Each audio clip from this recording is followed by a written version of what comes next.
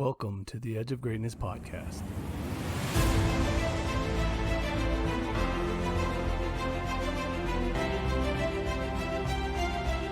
The path to greatness is never linear and requires patience and consistency.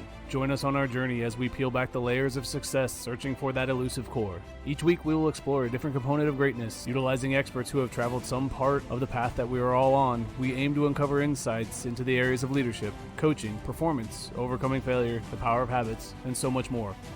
We are all on the edge of greatness.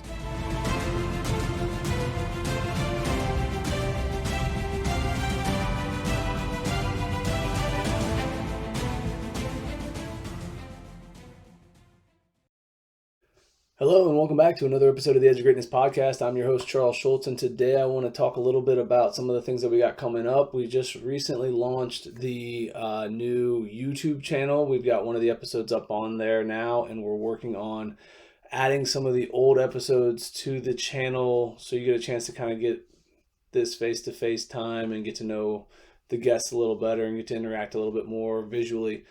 Instead of just using the podcast platform. So we're doing that recently. I'm also hoping that if you're enjoying the show at this point, you have subscribed either to the podcast or to the channel. That's now new. And if you could please leave a review or rate the show, that'll go a long way in helping us become more recognizable to the rest of the community out there. For today's episode, however, I want to dig into a little bit about some of the things that have been brought up in the podcasts with some of my other guests, but something that I feel like is a valuable thing to talk about, which is why the greats are so great. You know, what makes them so different than everybody else? What leads them to the success that they end up having? And, you know, so to steal a title from Kevin Eastman here is Why the Best Are the Best. You know, if you haven't read that book, I recommend it. It's fantastic. It's a nice, easy read that has some fantastic points in it. But today I'm going to kind of tap into some of that. And let's start with first is, if you notice something about an athlete that's standing out there, and not even just an athlete, I always revert back to the athletics because that's my background, but the people who become successful and truly successful in any field, they are consistent. They are consistent with their focus, they're consistent with their effort, and they are always constantly working towards their goals. And they do the little things better than everyone else. And that's the thing I want you to understand, is that we always try to find shortcuts or quicker ways to get to this top position, to these areas of greatness, but there are no shortcuts to the excellence that you're trying to achieve. You have to take the long route because it is the long route that leads to the excellence. It's not the other way around. You can't get to the top and then find a way to stay there. You have to figure out how to work your way up there, because in the process of working through those things is how you learn how to stay there once you get there. And a lot of times I work with a lot of people in the strength training world, and they come in and they want to load the bar up and just start squatting heavy weights before they even know how to squat right. That's not going to get you there. You're not going to get a 500-pound squat by just loading the bar up and hoping that it figures it out. You know, you have to move properly first. You have to do the little things well before you can do the cooler, better, bigger things later. And I think too often nowadays, because of all of our instant gratification and our constantly wanting more, we lose a little bit of that ability to work through the difficult stuff and the patience to really wait for the greatness to appear. You know, we want to get there so fast that we cut corners and we skip steps, and then the next thing you know, you're like, well, this isn't working out for me, and you change directions. And that's not the case, because, you know, I recently was listening to I want to say it was a TED Talk. It was on YouTube, whatever it was, I don't remember anymore. But they were talking about the steps to excellence and how people constantly see the finished product and think that they just were an overnight success. One of my favorite quotes I've heard several times, but it's Lionel Messi, and he said, "I start early and I stay late, day after day after day, year after year. It took me 17 years and 114 days to become an overnight success." 17 years, 114 days. Can you imagine? That's the amount of time that people didn't see him doing things. Then all of a sudden they're like, man, whoa, who's this guy? He's incredible. And, you know, he's just one example. You know, I've got another couple that I'm going to talk about here. You know, Alan Stein Jr. talks about Kobe Bryant a lot. He had a fantastic relationship with Kobe, and he's had some awesome stories and experiences with him. But he talks about the time when he was working a camp with him, and he wanted to tag along to see what his workouts were all about. And he's like, "Yeah, sure, meet me at the gym, 4 a.m. And we'll go through it, and you can watch my workout."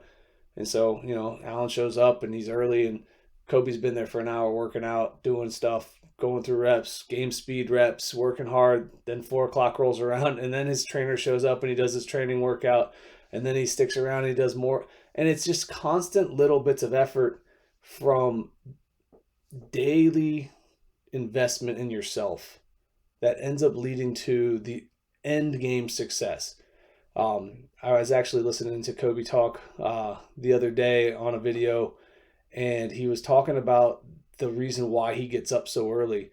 And it was really cool because he talks about he gets up at 3, goes and works out at 4. So he's done at 6. He goes home, he eats breakfast, he relaxes. He goes back and works out at 9. And then he goes home and relaxes, and he goes back and works out at 4. And he gets done with that, and he goes back and works out at 8. And then he goes to bed and repeats. And so he's getting 4 workouts in a day, where most people, because he knows and understands their schedule, are only getting 2, maybe 3. And over the course of many years and lots of time, he gets so far ahead that nobody can catch him. And that is the thought process of the people who pursue excellence. They are trying to find a way to do more work, not to cut corners, but to do more work to get ahead. And if we get that mindset of doing the work and doing the consistent little things well, we can find our ways moving closer and closer to the greatness that we want. Tim Duncan's another one. If you've not heard, again, the author, I'm going to throw a name out there, Joshua Medcalf. He has several books. I've read 3 of them now, but he talks about Tim Duncan's work ethic in Pound the Stone, and his basically keys to success were simple, basic, you learn at the beginning of playing basketball routines, but he does them better than everyone else. And again, he's doing the simple stuff, but he's doing it daily, and he's making it a habit of, this is how well I can move these basic moves. So when the game happens, he doesn't have to think about the basic moves, and it allows him to expand upon them. If you try to go play a sport you don't understand, and you're thinking about trying to do stuff that you've never done, and you have to then do it at speed against an opponent, you're going to struggle. You have to be so sound in your technique and your skill and your abilities before you face the adversity. Otherwise, you won't be able to overcome it. And I think that that's one of the pieces of success, is that you see these people after all the hard work, and you're like, man, they're just really talented. And yes, that's true. They have some incredible gifts, but the best gift that they have is the ability to consistently put in work every single day, even if they don't want to, because they have this greater goal in mind of what they want to become. One of my favorite players of all time is Mandy Ramirez. He is, in my opinion, one of the best hitters to have ever played the game of baseball. But if you were to watch Manny, they have the quote, Manny being Manny, because he doesn't always seem to know what he's doing or where he's at. And part of that is just his personality. But the other thing is that he has such an ability to let go of everything that's going on around him and be in the moment, that sometimes he forgets of what's really happening. And I think that's really cool. But the other thing that people don't want to talk about is the fact that he is just like Kobe, and just like Tim Duncan, and just like Lionel Messi.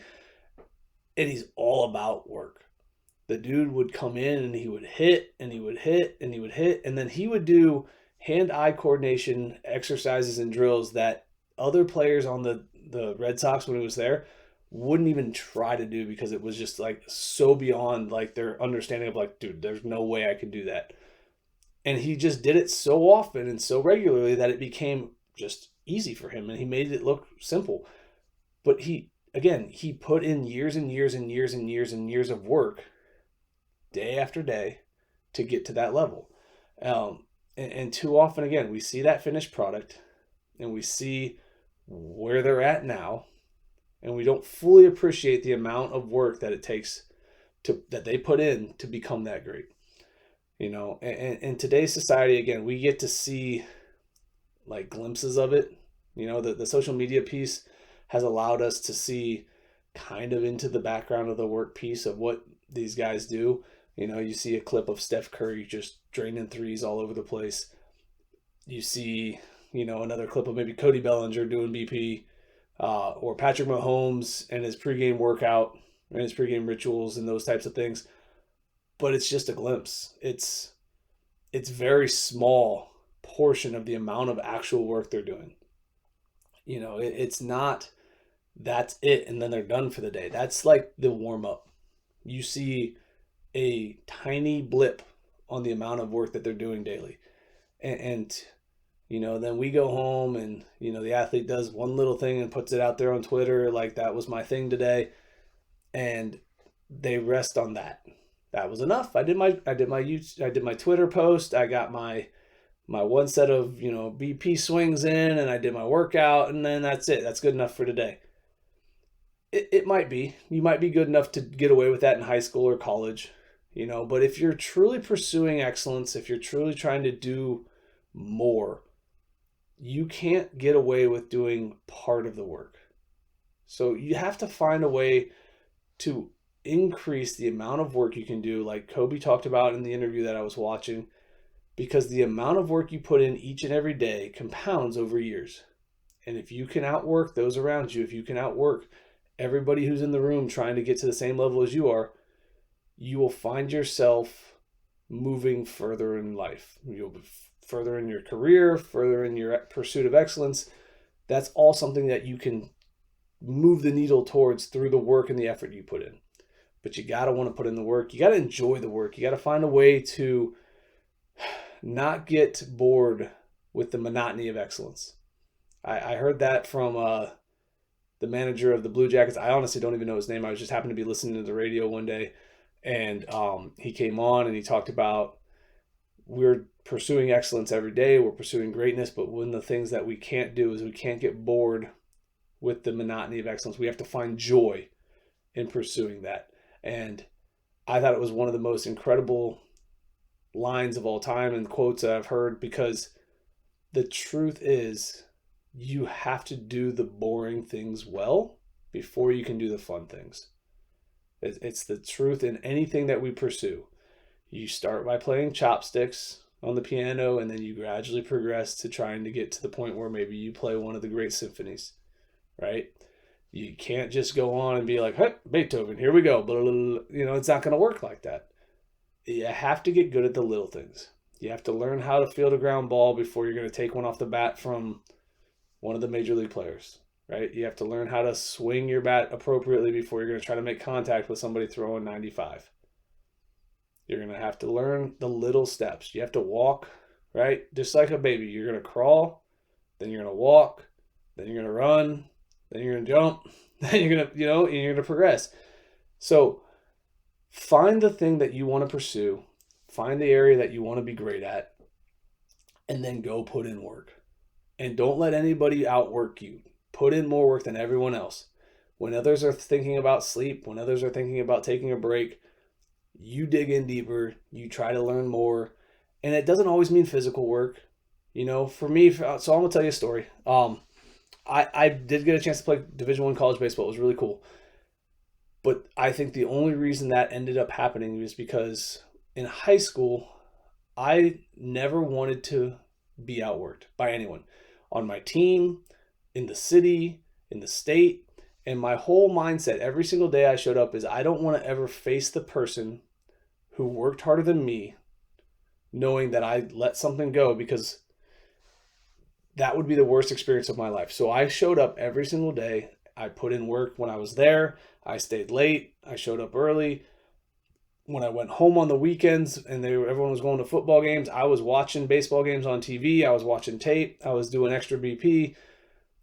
I was doing as much as I possibly could every single day with the hopes of becoming good enough to play at the next level.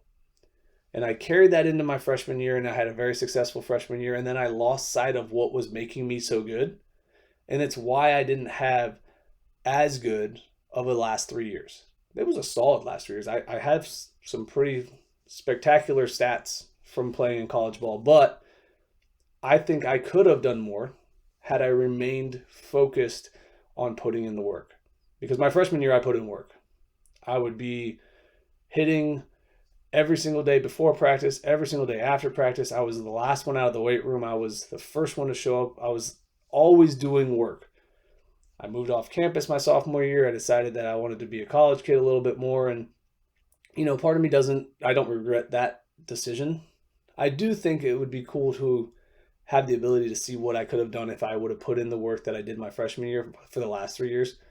It would have been neat to see, but that's part of me learning, and hopefully I can instill some of the work piece for you guys and make you understand what you might miss if you don't keep consistent. You may not notice it right away. You may not even notice it until you're done playing and you look back and you go, man, I was good, but I could have been really good. And I don't want you to have that regret. I don't want you to have that thought process after you're done. So continue to put in the work, continue to get better every day. Don't ever let somebody tell you you can't do it, because if you want it bad enough and you focus hard enough and you do purposeful, meaningful work, I think you can achieve anything you want in this world. So go be great. Keep reaching for the stars. Remember, when we fall flat on our face, always get up.